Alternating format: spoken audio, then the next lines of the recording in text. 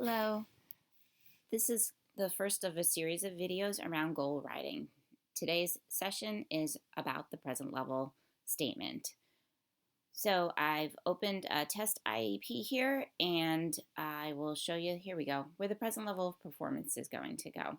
Previously, this box would not show up on the IEP. Now it's the only place the present level of performance is going to be able to go. So you'll go ahead and write it right in that box. What should go in there? Well, let's look at the procedural manual for a little bit of guidance. Actually, this is functional section. Here's the academic section. It states that we are obligated to provide a statement of the child's current academic performance. That's baseline data, and it goes above each goal. The IEP should include a present level and an annual goal for all academic areas of that are skill deficits identified in the needs section. The statement should be written in a way all IEP members can understand the current uniqueness of the child's academic performance.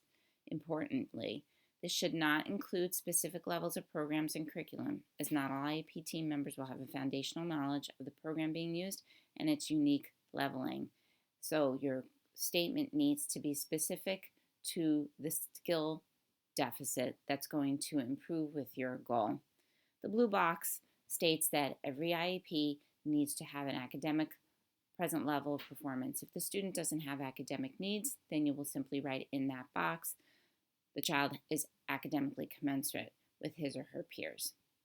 The functional section is very similar, including the fact that there needs to be a functional present level of performance. So you would write, if there are no functional deficits, that the child is functionally commensurate with his or her peers. So then here we go to the goal section, and I want to thank Cheryl Webster for these goals and the present level statements.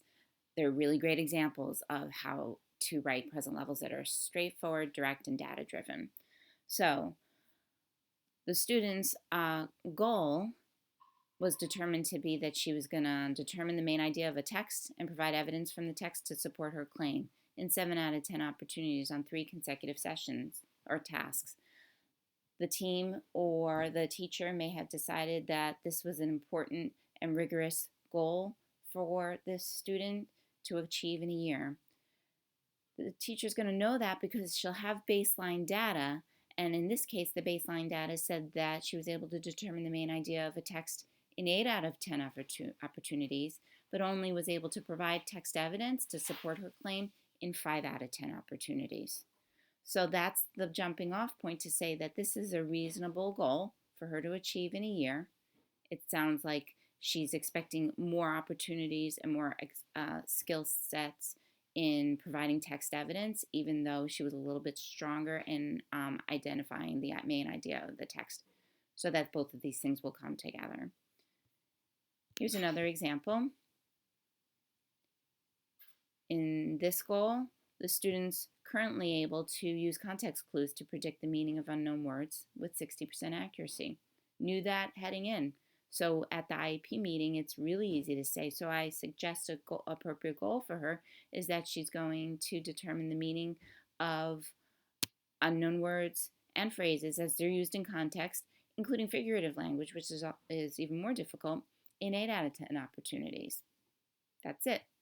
So this will look like this in your IEP. Here's the present level for that goal we just looked at. Currently able to use context clues, 60% accuracy, and here's the goal. Here's the next one. Currently able to determine the main idea of text and provide text evidence, 5 out of 10 opportunities, and here's the goal. Hopefully this demonstrates some examples of how you will go about writing present levels. If the team feels that there are goals that are important for the student to work on, for which you don't have present levels, then it may not be that that goal was really a priority to work on for that year. Alternately, you can get some of that feedback before your IEP meeting.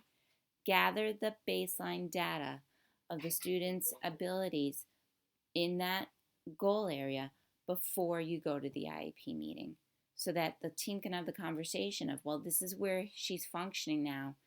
This is why this skill set and learning target is a priority.